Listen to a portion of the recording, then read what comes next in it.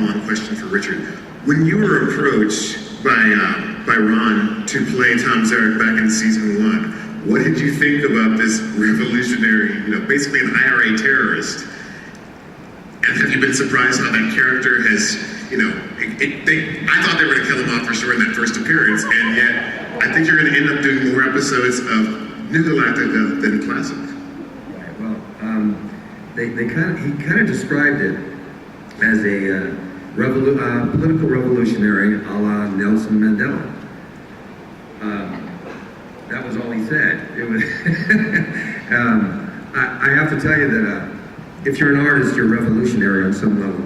So I related to the role, but I didn't realize he was going to take me down some of the pathways he's taken me down. And the funny part is I didn't really learn much about my backstory until I got the 4-part miniseries from Dynamite Comics. And the interesting thing is, a lot of times actors don't get all the backstory, and you kind of have to fill it in yourself. You have to kind of go and conjure that up because you really need to create the foundation for your character. And the interesting thing is that so many people would look at me and say, "Wow, you play such a good bad guy," and I thought, I'm not playing a bad guy.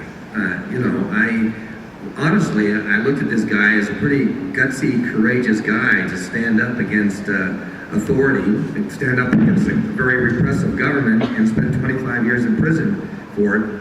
And I thought, how interesting that, who would you be after 25 years in prison? Nelson Mandela came out, an incredible, better human being, but how many of us would come out like that? I think most of us would be damaged. And I kind of looked at Tom Zarek and thought, this is probably a very damaged human being who has lost his faith and trust in government, who has lost his family, lost his closest friends, everybody he ever loved has been taken from him. So he's dealing with a lot of anger and a lot of frustration. And I have to say, the funny part is that playing a character like this in a show like this, where honestly, good people do bad things. And sometimes the person judging you is going out breaking all the rules and violating the Constitution and, taking away your presidency. The short amount of time that Battlestar has grown into something that's going to have a really profound impact on a lot of shows that are going to come after that. And I'm just curious what it's been like for you working on something that started off as small and on the street. It's on Sci-Fi Channel, and nobody watches Sci-Fi Channel. Sci-Fi couldn't market water to a guy in the desert. They don't understand. I have never seen a show with more critical acclaim, more accolades, and people falling all over themselves to watch it be completely ignored by its own network. It absolutely boggles the mind why they take 14 months between seasons. I'm sorry, 10 episodes is not a season. 20 episodes is a season. Believe me, I do this all the time. It's not coming on till February. Well, I'm hearing April now, just so you know. And I go, I have no idea. And sorry, but don't get mad at me, but I do not understand. And it's one, I know, it was my decision. Fred, you I honestly have no idea. So the only time I ever get a sense that this thing is as big as it is when I come and see you guys. The rest of the time, I'm on some, Battle what? Battleship? What? Sci-fi? What? Who? They have no idea. I was walking down the street with a friend of mine. This is a little while ago. And he's an actor as well.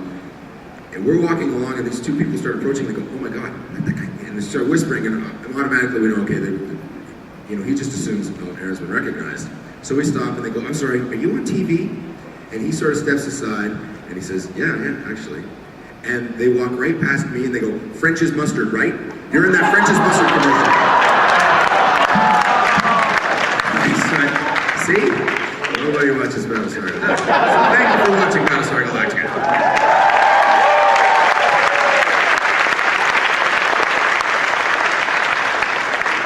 I think it's really sad, the fact that they're measuring the success of the show based on the Nielsen ratings, which basically says you have to watch it when it plays. So you watch all the commercials that are, they're paying a lot of money for. And the problem with TiVoing it is that 24 hours, after 24 hours, it does not register in the Nielsen. So if you TiVo it and you watch it 2 days later, and most of us, I don't know if you have a favorite show, I watch Dexter. How many people watch Dexter? Great show.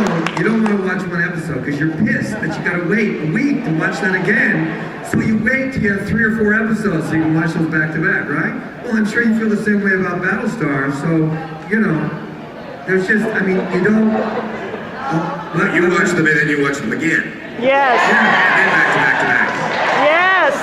Anyway, I just think it's not only for Battlestar, but for all shows. People don't want to watch 20 minutes of commercial anymore to watch a show. And it's unfortunate because it's such a good story, and we shoot a lot, and it's too bad that they have to cut out a lot because you only have, what, 46 minutes? 42 minutes, you know, and that's all there's left. So, you know, it's sad where that's going, but I think, you know, they're going to finally get wise and realize who sits down and watches 16 minutes of commercial. You get up, you walk away, you do all this stuff, they're paying all this money for it, and nobody's watching. So, you know, I think they're just angry and pissed off because, you know, they want to force you to watch it, otherwise they're going to take your favorite show off, you know, because they make their money based on their advertising dollar. They do a thing in London, and maybe they do it here as well, where somebody pays money and sponsors the show. And one of the things is they've sponsored the show so that there are no adverts. So you get like, say, I don't know who the sponsors are, but like say it's a car, like it's whatever, like Ford or Chevrolet. It's like Chevrolet sponsors Battlestar and is happy to tell you there are no adverts. So they're the people paying the money, and then there's a few shows like that in London, and it's really crazy to have adverts pay for the thing and possibly pay for us to be on television. But in a show like Battlestar, where you want to be glued into the box, because that's where the drama is. As soon as, you know, it's like, hey, brush your teeth with this. You've lost a lot of the tension and the story that we want to tell. So I think it screws everybody off, but it might just be a necessary evil. I don't know. This is for Richard Hatch.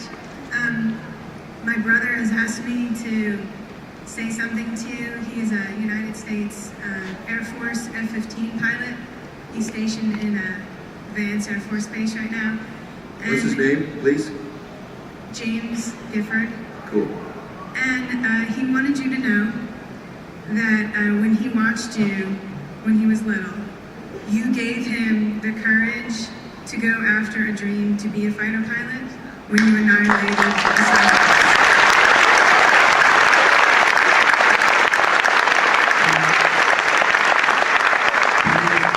Thank you very, very much from the bottom of my heart. And to come up afterwards, I'd love to give you some contact information for him so we can talk. I would very much appreciate that.